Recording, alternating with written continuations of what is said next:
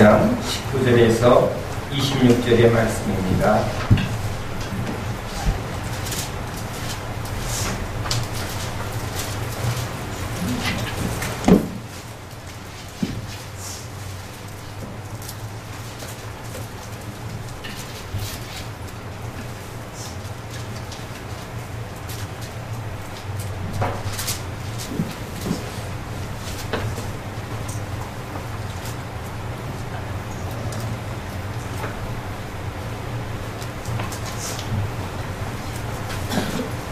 출애굽기 4장 19절에서 26절의 말씀을 다 함께 읽습니다.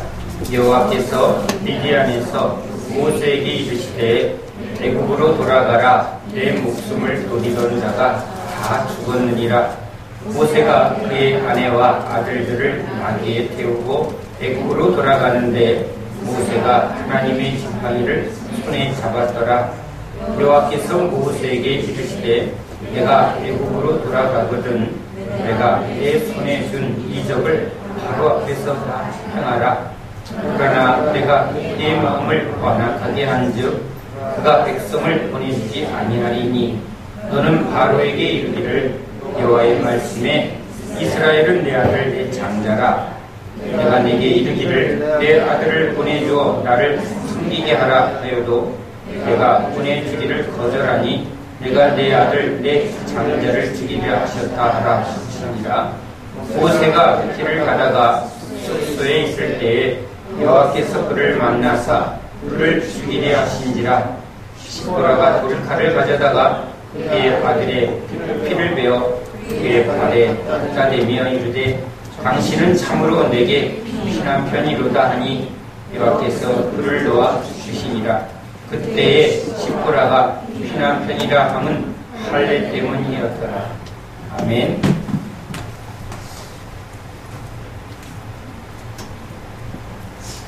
오늘 말씀을 잘 이해하려면 창세기 17장을 먼저 읽고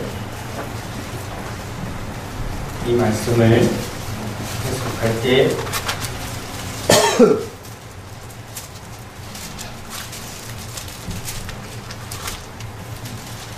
자, 17장 1절로 27절을 한번 쭉 읽겠습니다. 아브라함이 99세 때에 여호와께서 아브라함에게 나타나서 그에게 이르시되 나는 전능한 하나님이라. 너는 내 앞에서 행하여 완전하라.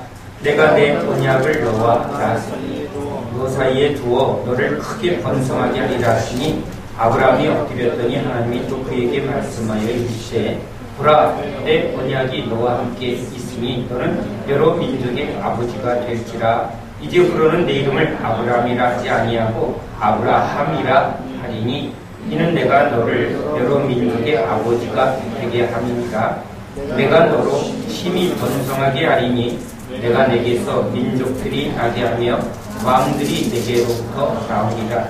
내가 내 언약을 나와 너 및 내 대대 후손 사이에 세워서 영원한 언약을 삼고 너와 내 후손의 하나님이 되리라. 내가 너와 내 후손에게 내가 거류하는 이 땅 곧 가나안 온 땅을 주어 영원한 기업이 되게 하고 나는 그들의 하나님이 되리라. 하나님이 또 아브라함에게 이르시되 그런즉 너는 내 언약을 지키고 내 후손도 대대로 지키라. 너희 중 남자는 다 할례를 받으라. 이것이 나와 너희와 너희 후손 사이에 지킬 내 언약이니라. 너희는 포피를 베어라. 이것이 나와 너희 사이에 언약의 표징이니라. 너희의 대대로 모든 남자는 집에서 난 자나 또는 너희 자손이 아니라 이방 사람에게서 돈으로 산 자를 막론하고 난지 8일 만에 할례를 받을 것이라. 너희 집에서 난 자든지 너희 돈으로 산 자든지 할례를 받아야 하리니 이에 내 언약이 너희 살에 있어 영원한 언약이 되려니와 할례를 받지 아니한 남자 곧 그 포피를 베지 아니한 자는 백성 중에서 끊어지리니 그가 내 언약을 배반하였음이니라. 하나님이 또 아브라함에게 이르시되 내 아내 사레는 이름을 사레라 하지 말고 사라라 하라. 내가 그에게 복을 주어 그가 내게 아들을 낳아주게 하며 내가 그에게 복을 주어 그를 여러 민족의 어머니가 되게 하리니 민족의 여러 왕이 그에게서 나리라. 아브라함이 엎드려 웃으며 마음속으로 이르되 100세 된 사람이 어찌 자식을 낳을까? 사라는 90세니 어찌 출산하리요 하고 아브라함이 이에 하나님께 아뢰되 이스마엘이나 하나님 앞에 살기를 원하나이다. 하나님이 이르시되 아니라 내 아내 사라가 내게 아들을 낳으리니 너는 그 이름을 이삭이라 하라. 내가 그와 내 언약을 세우리니 그의 후손에게 영원한 언약이 되리라. 이스마엘에 대하여는 내가 내 말을 들었나니 내가 그에게 복을 주어 그를 매우 크게 생육하고 번성하게 할지라. 그가 12두령을 낳으리니 내가 그를 큰 나라가 되게 하려니와 내 언약은 내가 내년 이 시기에 사라가 내게 낳을 이삭과 세우리라. 하나님이 아브라함과 말씀을 마치시고 그를 떠나 올라가셨더라. 이에 아브라함이 하나님이 자기에게 말씀하신 대로 이날에 그의 아들 이스마엘과 집에서 태어난 모든 자와 돈으로 산 모든 자 곧 아브라함의 집 사람 중 모든 남자를 데려다가 그 포피를 베었으니 아브라함이 그의 포피를 벤 때는 99세였고 그의 아들 이스마엘이 그의 포피를 벤 때는 13세였더라. 그날에 아브라함과 그의 아들 이스마엘이 할례를 받았고 그 집의 모든 남자 곧 집에서 태어난 자와 돈으로 이방 사람에게서 사온 자가 다 그와 함께 할례를 받았더라. 아멘.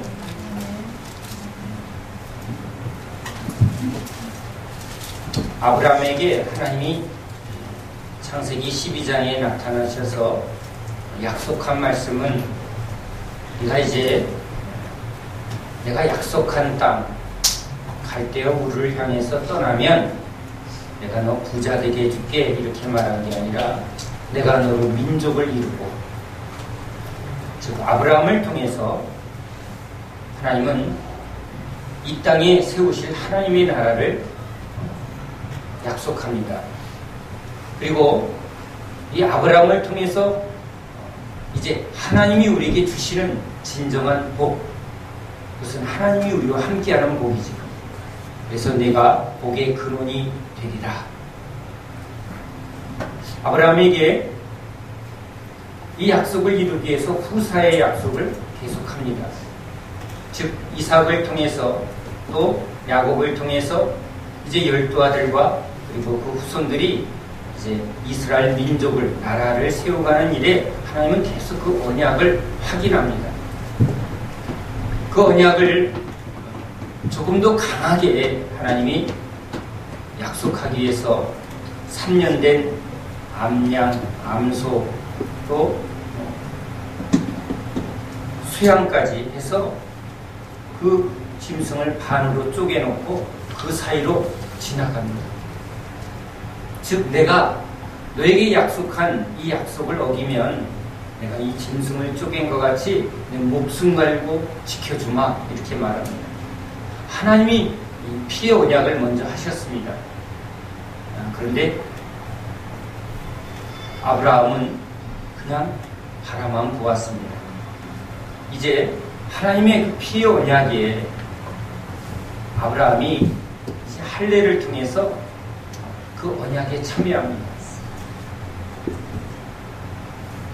남자의 포피를 베는 이 할례는 단순히 성기의 껍질을 제거하는 의학적인 문제가 아니라 이제 이 피의 언약을 통해서 이스라엘 백성들은, 할례 받는 이스라엘 백성들은 내 백성이다. 나는 너의 하나님, 너희는 내 백성. 이것은 피의 언약입니다. 십자가에서 새 언약이 피로 맺어진 것처럼 이 주님과 이스라엘과의 언약은 피로 맺어진 언약입니다. 특별히 남자의 성기를 자르면서 이 피의 언약을 한 것은 이제 너희들이 육체로 난 자가 아니라 언약으로 내 자녀가 되었다는 것을 의미합니다. 그래서 육체의 통로인 그 남자의 성기를 자르면서 내가 이제 육체로 나왔으나 이제 그것을 자르면서 피를 흘리면서 이 육체에 대해서는 죽고 이제 이 피의 언약을 통해서 하나님이 너에게 이제 약속을 해줬고 그 약속을 끝까지 지킴으로 너희들은 하나님의 영원한 언약 백성이다. 이것을 계속 확인하는 것입니다. 난지 8일 만에. 가해가 태어나면서 바로 너는 육신의 자녀가 아니라 언약의 자녀, 약속의 자녀, 바로 이삭이 약속의 자녀죠. 그 약속의 자녀인 것처럼 이 할례를 통해서 너희들은 내 백성이야 라는 언약을 분명히 하라는 것입니다. 이것을 하지 않는다는 말은, 이 언약에 참여하지 않는다는 말은 나 하나님 안 믿습니다, 나 하나님 백성 아닙니다, 구원 없죠. 구원 없는 백성은 멸망입니다. 죽은 자입니다. 그래서 내쳐버립니다. 죽여버리라고 말합니다. 하나님이 죽이나 내버려둬서 죽으나 사실은 똑같은 겁니다. 그래서 이때부터 아브라함을 통해서 하나님을 믿는 백성은 할례를 함으로 이제 단순히 할례한다라는 표징 이상의 내가 누구인가? 나는 하나님 백성입니다. 나는 하나님의 언약 백성입니다. 하나님이 나의 하나님이고 나는 그를 섬기며 그의 자녀며 그의 백성입니다. 이것을 지금 그 할례를 통해서 고백하게 하고 지니게 하고 또 나타내게 하려는 겁니다. 히틀러가 유대인들을 색출해내서 죽이려 할 때 아주 쉬웠습니다. 바지 내려 그러면 드러납니다. 지금 우리 아이들에게 이것을 그냥 의학적인 의미로 했지만 사실은 이 할례는 그런 의학적인 의미가 아니라 생명의 언약이죠. 피의 언약입니다. 자, 오늘 우리가 읽은 이 모세의 사명을 받고 가는 길, 여러분 사명을 받고 가는 이 모세에게 하나님은 수시로 나타나서 다른 약속을 하지 않습니다. 즉 아브라함에게 약속한 민족을 이루고 또 그 민족을 이스라엘을 통해서 예수님이 다스리는 하나님 나라, 이 땅에 도래한 하나님 나라의 그 비전을 지금 계속 말하는 겁니다. 하나님은 오늘 우리들에게도 말씀하십니다. 하나님 나라와 의를 이루는 일에 말씀하시지 우리의 결혼, 우리 아이의 장래, 여러분 그것은 사실은 하나님이 약속하거나 관심을 갖는 문제가 아닙니다. 주님이 우리를 구원하신 것은 우리를 세상에서 구별하여 우리를 죄에서 구원하신 목적은 죄를 따라 사망의 길로 가지 않고 세상을 따라 헛되게 멸망으로 가지 않고 영원한 하나님, 영원한 나라를 상속받은 우리들이 이 땅에서 하나님 나라를 세우는 그 일에 우리를 부르셔서 그 일에 충성하게 하고 일꾼되게 해서 그 일을 한 자에게 상 주시려 우리를 부르신 것입니다. 상 주시려 부르신 것입니다. 우리에게 사명을 주는 것은 우리를 부려먹으려는 것이 아니라 하늘나라에서 당신의 기업을, 당신의 유업을, 당신의 그 풍성한 상을 영원토록 주시기 위해서 하나님이 작정하고 우리에게 일을 시키는 겁니다. 하나님이 다 하실 수 있습니다. 천군 천사와 함께 다 하실 수 있습니다. 그러나 그것을 우리들과 함께 하길 원하는 것은 우리를 통해서 하나님을 영화롭게 하고 하나님을 기뻐하게 하고 하나님의 일을 하면서 우리를 성숙하게 하지만 그것도 상이고 우리 안의 상이죠. 우리가 성숙해지면 우리가 기쁩니다. 우리가 높은 수준으로 올라가면 우리가 자유롭고 우리가 행복해집니다. 그런데 그것뿐만 아니라 하늘에서는 그 일에 대한 분명한 신령하고 놀라운 그 상으로 넘치게 하시려고 합니다. 우리는 복을 좋아합니다. 그래서 주님은 진짜 좋은 복 주시는 분입니다. 잠시 있다가 말 복이 아니라 우리 심령 속에서 영원히 소유하는 이 영적인 복이죠. 해같이 빛나는 자는 영원토록 그 변화된 심령 속에서 천국을 기뻐합니다. 달같이 변화된 사람은 그만큼 기뻐합니다. 별같이 변화된 사람은 별 수준에서 하나님의 영광을 보고 하나님의 영광을 즐거워할 수 있습니다. 그런 내면의 복과 더불어 또한 이 땅에서 충성된 종들에게 하나님의 일에 헌신한 자에게 하나님은 저 하늘에서 우리가 꿈꾸지 못한, 우리가 진짜 생각지도 못한 너무나 놀라운 실제적인 상을 약속하십니다. 그것이 풍성함이죠. 그래서 아브라함에게도 하나님은 지금 그 약속을 이룹니다. 네가 여기서 얼마나 양이 많아지고 소가 많아지고 얼마나 등 따시고 편안하게 사는가, 주님은 그걸 약속하지 않습니다. 그 모든 환경은 하나님의 계획 속에서 필요한 것을 넘치게 하실 뿐이죠. 그래서 아브라함은 그걸 바라봅니다. 그래서 그는 이 땅에서 나그네로 살면서 이방인으로 살면서 장막을 짓고 그 하나님이 주신 부를 즐거워하는 게 아니라 저 본향에서 주실 하나님의 놀라운 상을 바라보며 즐거워합니다. 하나님을 아는 사람은, 하나님의 성품을 아는 사람은 여러분 이 세상 것의 즐거움을 추구하지 않습니다. 왜냐하면 하나님이 주신 은혜는, 하나님이 주시는 복이 얼마나 가치 있는가를 알게 합니다. 저에게 이런 경험이 있습니다. 목사님, 하나님이 얼마나 좋은지 모르겠어요. 하나님이 너무 사랑스러워서 제가 편지를 썼습니다. 연애 편지를 썼습니다. 하고 편지를 읽는 권사님을 만납니다. 그런데 그 편지를 읽고 있는데 제 안에서 하나님이 참 이상한 감동을 줍니다. 그 권사님이 너무 이뻐 보이는 거예요. 그 권사님 참 안 생기셨어요. 이쁘게 안 생기셨어요.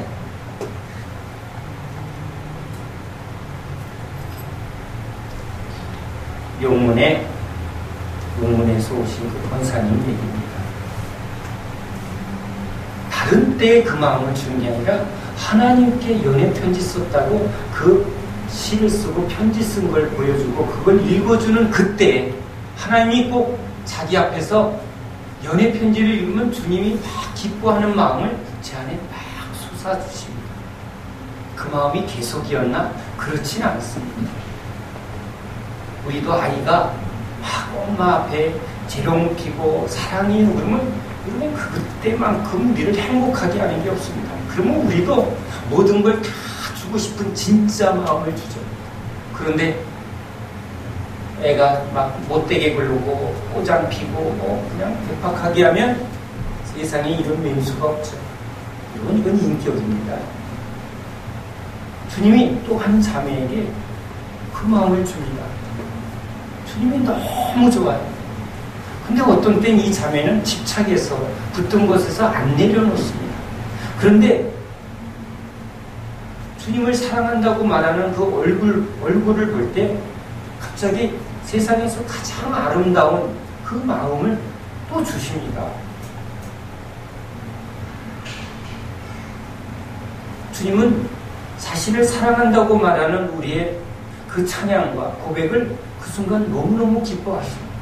아이의 그런 재롱을 기뻐하는 부모처럼 못되게 굴면 험하게 무서운 얼굴을 하지만 사랑스러울 때 그 사랑스러움에 감당할 수 없는 기쁨을 고백합니다. 여러분이 은혜 받았어요. 은혜에 너무 즐거워하면 주님이 내 안에 너무너무 사랑스러운 마음을 불러일으킵니다. 어찌 그리 이쁜지, 어찌 그리 귀한지. 왜 그럴까요? 제가 알았습니다. 하나님이 주신 은혜는 보물이에요. 보물을 가진 사람은 여러분 귀해 보이는 겁니다. 여러분 똑같은 목사, 뭔가 참 마음에 안 드는 목사인데 이 목사가 참 괜찮아 보일 때가 언제죠? 그럴 때가 없나요? 여러분에게 은혜를 끼칠 때는 여러분은 제가 귀해 보입니다. 왜? 제가 귀한 게 아니라 주님의 은혜가 귀하기 때문에. 우리는 질그릇이라 그 질그릇에 보배를 담궜을 때 담았을 때 우리의 가치가 있는 겁니다. 여러분, 주님의 은혜를 귀하게 여기시기 바랍니다. 그 은혜가 여러분을 가치 있게 하는 겁니다. 얼굴을 이쁘게 만드는 차원이 아니라 존재의 가치는 우리한테 있는 게 아니라 우리에게 주신 은혜의 가치만큼, 그 은혜를 보배로 여기는 만큼 여러분, 그 사람은 가치 있는 존재가 됩니다. 그것이 능력입니다. 주님은 우리에게 그 눈을 열어주시게 하십니다. 내 은혜가 얼마나 귀한지, 주님의 은혜가 너무 보배로워서 그것을 즐거워하고 기뻐하면 주님은 은혜 위에 은혜를 주는 겁니다. 이 은혜의 가치를 알면 세상의 가치가 배설물로 보입니다. 세상이 귀해 보일 때 사람들은 귀해 보이는 것을 추구하게 되죠. 누구나 다 보물이 있는 곳에 마음이 있습니다. 가치 있다고 여기는 곳에 여러분이 마음을 쏟고 시간을 쏟고 우리의 인생을 쏟는 겁니다. 예수가 가장 가치 있을 때 우리는 예수의 목숨을 걸고 예수의 우리의 마음을 쏟습니다. 정성을 다합니다. 은혜가, 말씀이 여러분 이게 귀하게 여길 때 만사 제껴놓고 거기에 올인할 수 있는 거예요. 가치를 아는 거죠. 주님이 눈을 열어주고 귀를 열어주는 것은 하나님의 하나님 되심, 보물을 발견해야만 그 보물을 소유하려는 우리 안에 이 갈망이 일어나죠. 주님이 이 밤에 우리의 눈을 열어주시기를 간절히 원합니다. 눈을 연다는 건 본다는 게 아니라 가치를 바르게 볼 때 보는 겁니다. 남이 보지 못하는 보물을 보는 눈이 있을 때 그 사람이 본다 합니다. 땅을 봐도 저건 뭐 아무것도 안 보이는데 누구는 저건 좋은 땅이야. 그냥 돌멩이를 봤는데 저건 진짜 보석이네. 가치를 봅니다. 사람들을 볼 때도 조금 잘하네. 근데 진짜 보물을 발견하는 그 눈을 가진 사람은 쟤 앞으로 크게 되겠네. 그리고 투자하는 겁니다. 히딩크가 박지성을 콕 찍었습니다. 뭘 봤죠? 그가 가치가 있는 그 가치를 여러분 일찍 발견한 겁니다. 가치를 발견한 이 눈, 여러분 이게 우리 주님이 그 눈을 열어주는 겁니다. 그 지식이 있어야 됩니다. 그래서 말씀을 보고 하나님의 성령의 은혜를 구하는 것은 눈을 열고 그 보물을 발견하는, 가치를 발견하는 그 눈을 열어주는 것이죠. 그 눈을 알면 무엇이 가장 좋은지 그 좋은 걸 아니까 이게 복잡해 보이는 겁니다. 그걸 모르는 사람은 그냥 세상에 커 보이고 이게 진짜 좋아 보이고 그러니까 목숨을 겁니다. 그런데 바울이 발견했습니다. 예수의 가치를. 그러니까 이전에 내가 귀하게 여긴 것을 이제 배설물, 싸구려.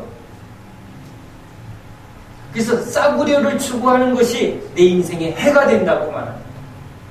해가 되죠. 엄청난 해가 되죠.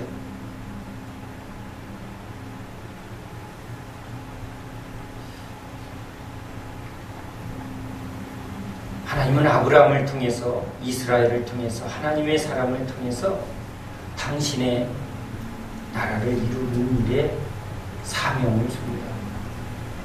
오늘 모세에게도 하나님은 집요하게 말씀합니다. 모세야, 내가 너로 저 애굽에서 이스라엘 백성들을 구원하는 일, 이 일을 내가 너에게 사명을 준다. 그리고 그 일에 나는 말도 못하고 나는 능력이 없습니다. 이렇게 말하면 주님이 다 챙겨줍니다. 야, 아론 붙여줄게. 어떻게 믿습니까? 자, 표적 줄게. 능력 줄게. 이렇게 다 해주십니다. 그리고 보내는 거죠. 또 보내면서 그냥 합니까? 혹시 또 뭔가 부족하면 실수할까봐 가면 모세야 저 바로가 이렇게 할 거야. 여러분, 하나님의 일을 잘 보세요. 하나님이 이미 무슨 일이 일어날지를 다 얘기하고 또 그것을 어떻게 할지까지 다 말해줘요. 뭐만 하면 돼요? 그냥 예, 아멘 순종하면 하나님이 일하세요. 이게 하나님의 일입니다. 그러니까 사도들이 나중에 뭐라고 그래요? 내가 열심히 했더니 상 주셨습니다. 아니요, 주님이 하셨어요. 그래요. 저도 말씀을 증거할 때 준비 개떡같이 하는데 말씀은 주님이 하시는 걸 너무 많이 경험합니다. 제가 하면 개떡이고 주님이 하시면 보배로운 말씀입니다. 오늘 이 말씀은 우리가 해석할 때 해석이 참 어렵게 여겨지는 본문입니다. 그러나 하나님은 이 성경을 우리에게 기록할 때 해석할 수 있는, 이것을 이해할 수 있는 여러 사인을, 힌트를 다 줬습니다. 그런데 우리가 주님의 방법으로 해석하려 하지 않으니까 성경이 안 열리는 것입니다. 우리는 오늘 본문 속에 이제 모세에게 사명을 주고 또 거기서 일어날 일을 하나하나 분명하게 얘기합니다. 이제 애굽으로 돌아가거든 바로 앞에서 이렇게 행하라. 그런데 바로가 이렇게 안 해줄 거야. 그러면 이렇게까지 해줄게. 바로의 장자들을 내가 다 쳐서라도 내 뜻을 이룰 거야. 이렇게 얘기합니다. 그 말을 하고 이제 여행 중에 숙소에 머물렀습니다. 모텔에 지금 가족을 데리고 갑니다. 아내와 두 아들을 데리고 지금 가고 있습니다. 아들이 둘인 것은 분명하죠. 아들들이라고 복수를 말합니다. 그리고 우리는 성경 속에 첫 아들을 낳고 둘째 아들을 낳고에 대한 기록을 분명히 발견할 수 있습니다. 두 아들을 데리고 이제 객잔에 머무는데 갑자기 하나님이 모세를 죽이려 한다는 이상한 상황이 일어납니다. 이해가 되지 않죠. 어제는 계속 사명을 주고 또 그 사명 속에 하나하나 이를 다 챙겨주셨던 그 섬세하고 꼼꼼한 하나님, 모세가 당황할까봐 무슨 일에 대해서 하나하나 다 챙겨주시고 그걸 다 말씀해 주신 이 하나님이 갑자기 나타나서 모세를 죽이려 합니다. 우리는 이 말씀 속에서 하나님이 어떤 의도를 갖고 있는가 짧은 요 말씀 속에서 금방 알 수는 없습니다. 그러나 우리는 알 수 있습니다. 하나는 할례 때문이라는 것입니다. 할례 때문에 나타나셨고 할례 때문에 죽이려 했고 할례를 하니까 지금 그냥 가셨습니다. 그러니까 목적은 할례였습니다. 하나님이 이 할례의 문제를 얼마나 중요히 여기시는가는 우리 창세기 17장에서 이미 보았습니다. 그런데 이 모세의 아들 중 하나가 할례를 안 했습니다. 둘 중에 하나가 안 했다는 그 증거는 바로 이 아내 십보라가 아들의 할례를 합니다.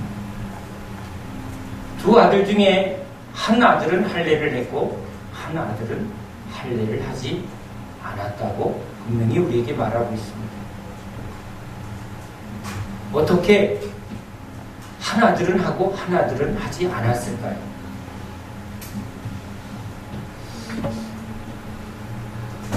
저에게 하나님이 성경을 해석할 때 하나의 사건을 쭉 이야기하면 성경은 아마 몇 개의 전집으로 되었을 것입니다. 그 많은 이야기를 함축하는 그것이 이 문학의 기법입니다.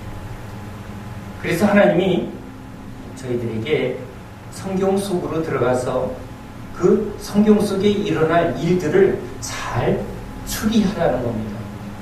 이야기와 이야기 속에 비어 있으면 앞이야기와 뒷이야기를 잘 맞추면 중간에 무슨 일이 일어났는지 안다는 거죠. 살인사건이 일어났는데 형사는 나타나서 하나하나 증거를 보고 이 살인사건에 무슨 일이 있었는지를 다 찾아냅니다. 그리고 그것을 다 맞추면 나중에 범인을 잡으면 그 일어난 상황을 아주 정확하게 밝혀냅니다. 그런 것처럼 이 말씀 속엔 분명한 힌트가 있는 거죠. 자, 여러분이 모세고 또 십보라입니다. 아이가 태어납니다. 첫 아이가 태어납니다. 난지 8일 만에 아브라함이 약속한 것처럼 모세는 이제 할례를 하려고 합니다. 십보라, 우리는 할례를 해야 돼. 십보라는 할례를 했나요, 안 했나요? 여자니까 모르죠. 이방이니까 모르죠. 그게 뭔데? 하나님과의 언약이야. 이 아들은 우리 아들이 아니라 하나님의 자녀야 하고 할례를 합니다. 우리도 유아 세례하죠. 내 자녀가 아니라 이 자녀는 하나님의 자녀입니다. 이것을 고백하는 것입니다. 우리도 세례를 받으면서 이제 내 것이 아니라 주님 것입니다. 주님 백성입니다. 이게 세례의 본질이죠. 그래서 첫 아들에게 할례를 합니다. 돌칼로 어린 아들의 포피를 베어서 할례를 행합니다. 첫 아들이 할례를 했을 때 그 아들이 어떻게 말했을까요? 아, 시원하다. 아, 깨끗하다. 아, 기분 좋다. 아들을 낳은 어머니들만 압니다. 우리 자매들, 어린 자매들은, 결혼 안 한 자매들은 모릅니다. 이 할례를 하면 성인들도 일주일 이상 행동을 못합니다. 우리는 야곱의 딸 디나의 강간 사건을 통해서 그 디나를 추행한 그 부족들을 어떻게 다 전멸시킵니까? 이제 너희와 혼인을 하자. 네가 원하는 대로 이제 디나와 약결혼을 허락할게. 대신에 우리처럼 우리 다 할례라. 그래서 그 마을 남자들이 다 할례를 했는데, 할례를 하니까 다 남자들이 이러고 움직이지 못합니다. 그 사이에 다 죽여버립니다. 성인 남자도 칼로 피를 베어버리면 여러분 꼼짝을 못하고 오기적 합니다. 그런데 난지 8일 만에 아이에게 할례를 하면 아이가 어떻게 할까요? 네? 그렇죠. 이때 표현이 자지러지게 운다는 겁니다. 부족합니다. 죽을 듯이 우는 거죠. 악을 쓰고 울죠. 그러니까 십보라는 뭐라고 할까요? 우리 애 죽는구나. 우리 애를 아주 잡아 죽이려고 작정했구나. 그래서 겨우 원래입니다. 그런데 아이는 조금만 움직여도 웁니다. 며칠 동안 울까요? 평균 7일 이상을 성인 남자들이 고통을 겪습니다. 아이가 계속 웁니다. 밤에도 울고 조금만 움직이면 울고, 그 아이가 아주 계속 우니까 이 십보라에게는 이 할례의 사건은 악몽입니다. 또다시 이 할례를 하고 싶을까요? 안 하고 싶을까요? 절대 하고 싶지 않을 것입니다. 그런데 처음에 몰라서 했는데 둘째 아들이 태어났습니다. 모세는 또 분명하게 말합니다. 십보라, 아들이 태어났으니 하나님 앞에 할례하자. 십보라가 뭐라고 했을까요? 제가 지금 드라마 쓰는 것 같지만 여러분, 실제 이 상황이 일어나면 십보라, 여러분 모세는 분명히 합니다. 그러나 아내는 하나님과의 언약이 얼마나 중요한지가 지금 모릅니다. 여러분, 이렇게 애매하면 죄를 범합니다. 아담은 하나님한테 먹으면 정령 죽으리라 들었으니까 사단이 아담한테 치고 안 들어가고 한 다리 건너간 이 하와한테 여러분 싹 치고 들어갑니다. 여러분 말씀도 적당히 듣는 사람은 여러분 말씀을 조금 틀면 그런가 이렇게 됩니다. 그러나 정확하게 분명하게 알아야죠. 자, 이것이 바른 해석인가 한번 흐름을 타고 가봅시다. 이렇게 십보라가 죽어도 할례를 못한다고 강짜를 핍니다. 얼마나 강짜를 심하게 했는지 모세가 설득하다 하다 못해 포기해버립니다. 강짜 심한 여자들이여 회개할지어다. 가슴에 찔리는 사람이 강짜 있는 여자들입니다.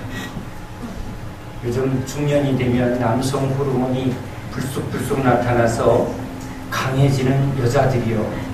세상 여자들은 강해지는 것이 당연한데 예수 믿는 여자들은 어린아이처럼 겸손하고 온유하게 돼야 될 줄 믿습니다.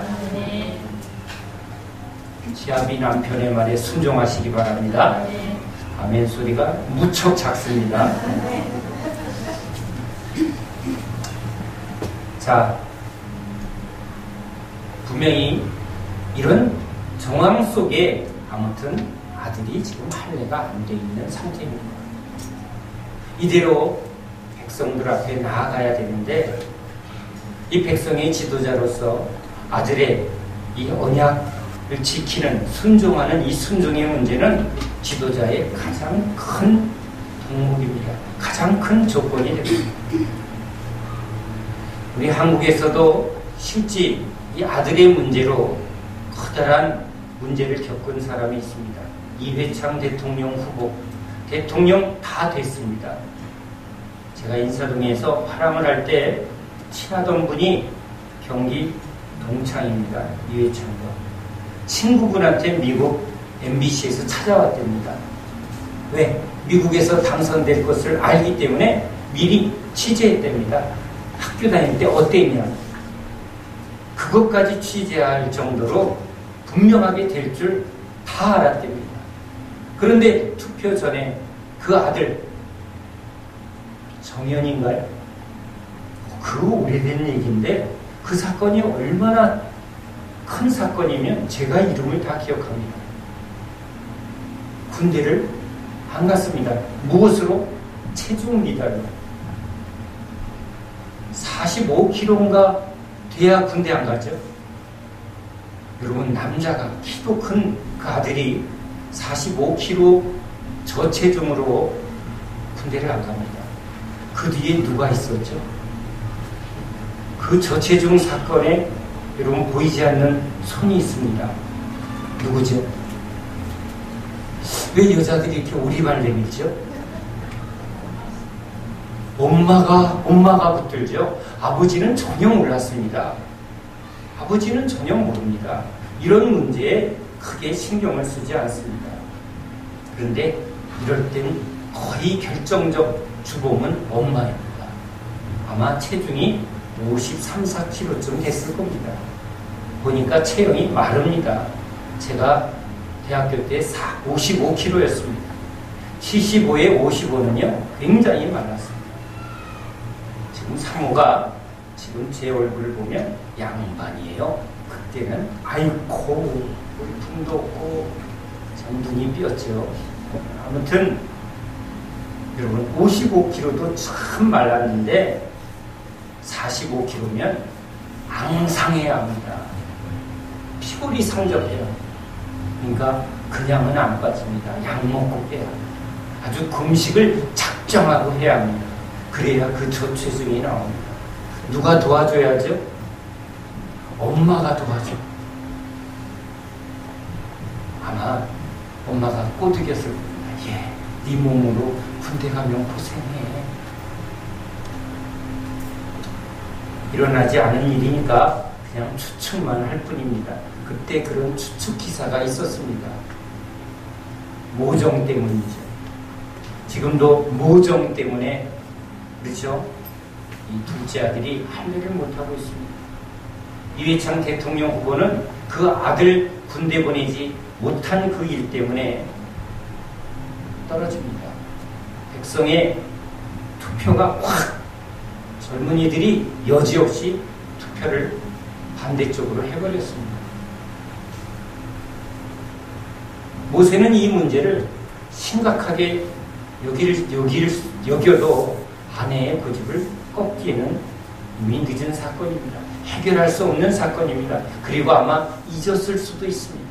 이게 큰 문제가 되리라고 생각지도 못하고 있습니다. 그러나 우리의 갈 길을 알고 지금 바로가 무슨 일을 할지 그것도 말하며 그것을 어떻게 해야 될지를 답을 내려주시는 우리 하나님이 이 모세에게 지금 일어나지도 않을 앞으로 일어날 일에 대해서 하나님은 그것을 미리 알고 지금 막아주시려 이 객잔에 찾아오십니다.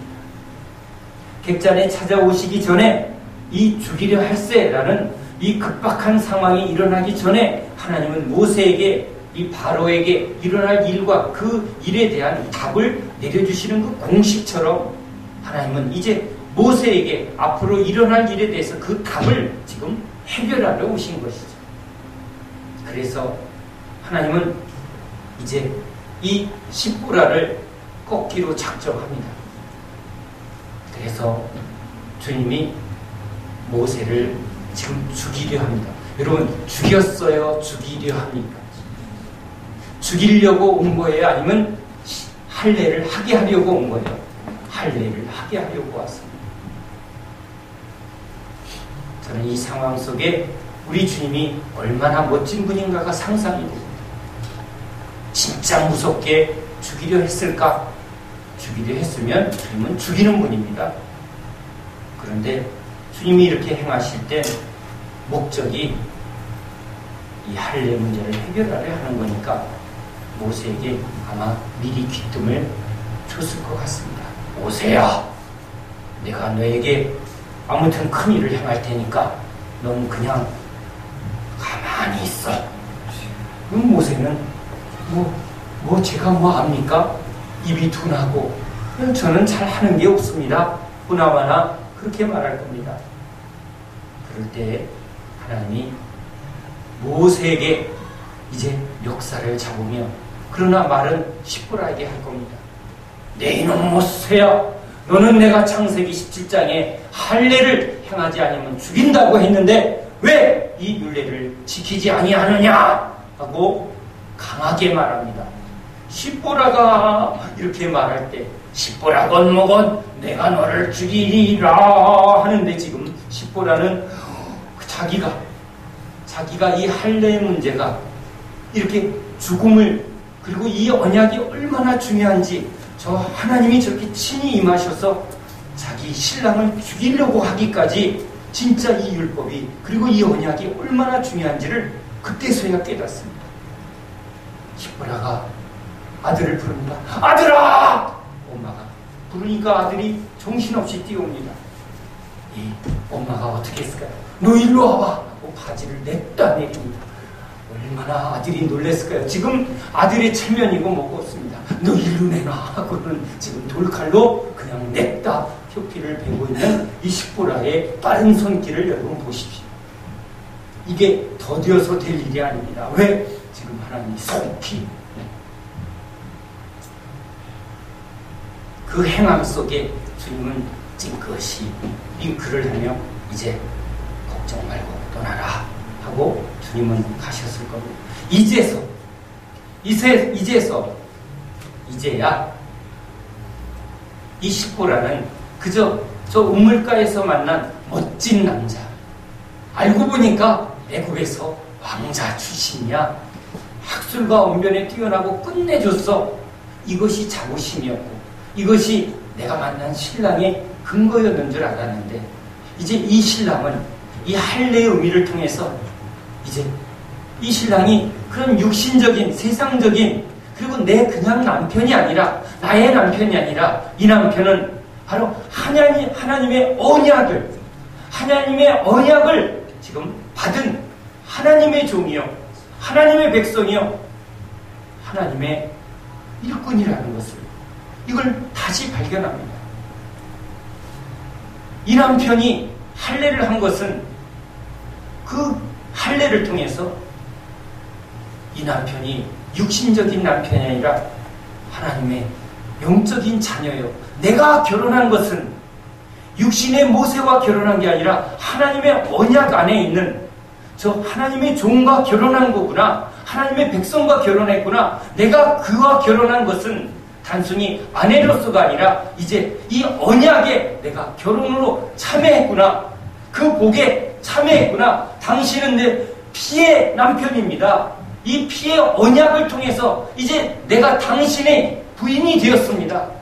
여러분, 이 피의 언약은 바로 예수 그리스도죠. 예수 그리스도의 그 흘린 피를 믿는 우리 이방인들은, 이방 여인이 이 피난편 모세를 통해서 하나님의 백성으로 들어갑니다. 이 여자가 할례를 하지 않고 하나님의 언약에 들어갈 수 있는 것은 바로 이 모세 피 언약에 참여해서 그 하나님의 백성이 되고 자녀가 된 이 모세와 결혼하면서 이 언약에 들어가는 거죠. 여자가 할례를 할 수 없습니다. 우리 이방인이 하나님의 언약 백성이 되는 것은 이제 이 예수 그리스도 하나님의 피의 언약, 십자가의 언약의 아들로 오신 예수님과 결혼하면 영적 할례죠, 세례죠. 이걸 통해서 우리는 그의 백성이 되고 그의 신부가 되고 그의 교회가 되는 줄 믿습니다. 우리 이야기입니다. 이 십보라의 이야기는 바로 신약의 예수님을 통해서 이방인을 하나님의 백성으로 인쳐주시는 영적 할례를 통해서, 믿음을 통해서, 믿음의 연합을 통해서, 예수를 믿습니다라는 이 믿음의 고백을 통해서 너는 내 신부야. 우리가 세례받는 것이 바로 그겁니다. 이젠 할례를 통해서 하나님의 백성이 되는 게 아니라 예수를 믿음으로, 믿음의 언약에 참여하는 세례를 통해서 우리는 이 피의 언약에 들어가게 되는 것이죠. 십보라가 외칩니다. 당신은 나의 피난편입니다. 우리는 외칩니다. 예수님은 나의 피난편입니다. 모세는 바로 예수님의 모형이지.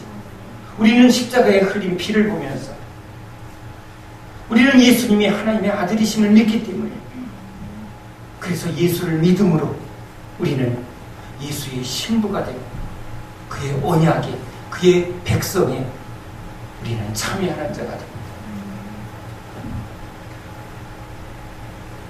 예수 믿는 우리가 가는 곳마다 주님은 우리를 통해서 세례를 주고, 성부와 성자와 성령의 이름으로 세례를 주고, 여러분 이게 얼마나 큰 복인지 모릅니다. 교회를 세우는 일은 얼마나 큰 일인지 모릅니다. 이 교회가 주님 앞에 피난편입니다. 십보라의 고백처럼 십보라는 이제 하나님의 언약 안에 들어갑니다. 하나님의 영원한 언약에 들어갑니다. 주 예수를 믿는 우리에게 이 언약의 복이 임한 줄로 믿습니다. 이미 우리는 이 할례 언약에 참여된 자인 줄 믿습니다. 육신은 끊어내고 우리는 이제 언약 백성으로, 하나님의 백성으로서 이 땅에 하나님 나라를 세우고 하나님의 법을 지키며 하나님의 영광을 나타내는 그 일에 우리를 부르십니다. 위대한 부르심이죠. 그 부르심을 우리의 사명으로 받아야 될 줄로 믿습니다.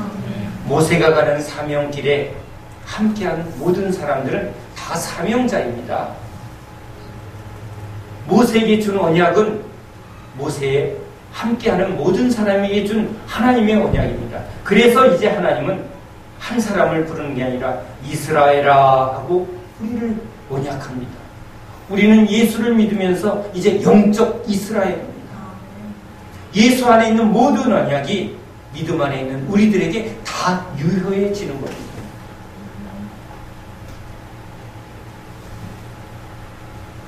하나님이 이 피난편, 우리의 어리석음과 인간적인, 세상적인 십보라는 세상에 속한 자였기 때문에 알지 못했습니다. 주님은 이렇게 알지 못하고 또 인간적으로 자녀를 사랑하는 마음 때문에 이런 육적인 것도 주님은 허물을 뒀습니다. 내 십보라야 하고 주님이 내가 너 죄를 묻겠다 하지 않습니다. 하나님은 우리를 참으로 자비와 긍휼로 오래 참으시고 덮어주는 주님이신 줄로 믿습니다. 십보라가 깨달을 때 주님은 오히려 모세를 통해서 십보라에게 은혜를 베풀어 주시는 그런 좋으신 주님이십니다. 우리가 십보라입니다. 우리가 이방인이요 예수의 신부된 우리들입니다. 우리는 주님을 따라가야 합니다. 모세를 따라가는 예수님의 사명의 길에 따라가는 신부들의 교회, 우리 생명주는교회 여러분인 줄 믿습니다. 기도합니다. 하나님,